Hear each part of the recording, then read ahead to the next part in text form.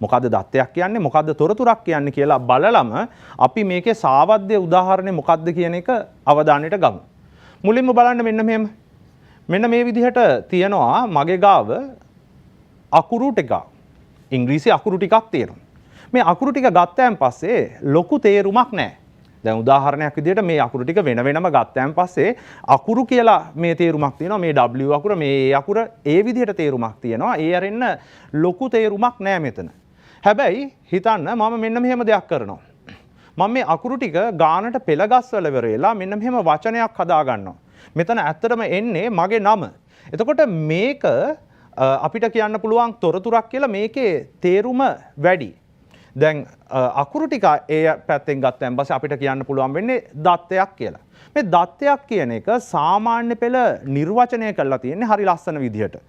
දත්තයක් කියන්නේ වෙන් වශයෙන් ගත් කල අර්ථයක් දීමට නොහැකි අකුරු ඉලක්කම් සංකේත ඒ වගේ ඕනෑම දෙයකට අපිට දත්තයක් කියන්න පුළුවන්. දැන් මේ බලන්න මේක. මේ අකුරු ටික වෙන් වශයෙන් ගත්තයන් පස්සේ ලොකු තේරුමක් නැහැ. හරි? මේවා අකුරු ටිකක්. ඉතින් අපිට දත්ත කියලා කියන්න පුළුවන්.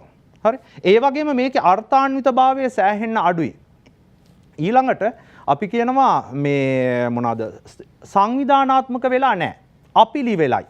හරි? ඔන්න වගේ ලක්ෂණ ටිකක් තියෙනවා දත්තයක. දැන් තොරතුර කියන එක එන්නේ ඇත්තටම ගත්තොත් එහෙම මේ දත්ත පිළිවෙලකට සකස් කරගත්තයන් පස්සේ තමයි තොරතුරක් එන්නේ. මේ තොරතුර කියන එකේ අපි කියනවා සංවිධානාත්මක භාවය වැඩි, අර්ථාන්විත භාවය වැඩි, ඔන්න වගේ ලක්ෂණ ටිකක් කියනවා. හරි? එතකොට දත්තයක් කියන්නේ අපි කියන්නේ මේ වෙන් වශයෙන් ගත් කල අර්ථයක් දීමට නොහැකි අක්ෂර සංකේත ඕ වගේ දෙයක්. ඒක ඇත්තටම මේ අකුරු ඉලක්කම්ම වෙන්න ඕනේ නැහැ. හිතන්නකෝ ඔයා ගාව වීඩියෝ ටිකක් තියෙනවා. එහෙම නැත්නම් ෆොටෝස් ටිකක් තියෙනවා. ඒ ටික අපිලිවෙලට තියෙනවා නම් ඒක අපිට කියන්න පුළුවන් දත්තයක් කියලා. හැබැයි ඔයා ඒ ටික ගානට පිළිවෙලට පෙළගස්ස ගත්තොත් එහෙම අර්ථයක් වෙන විදිහට සකස් කරගත්තොත් එහෙම අපිට කියන්න පුළුවන් ඒක තොරතුරක් කියලා.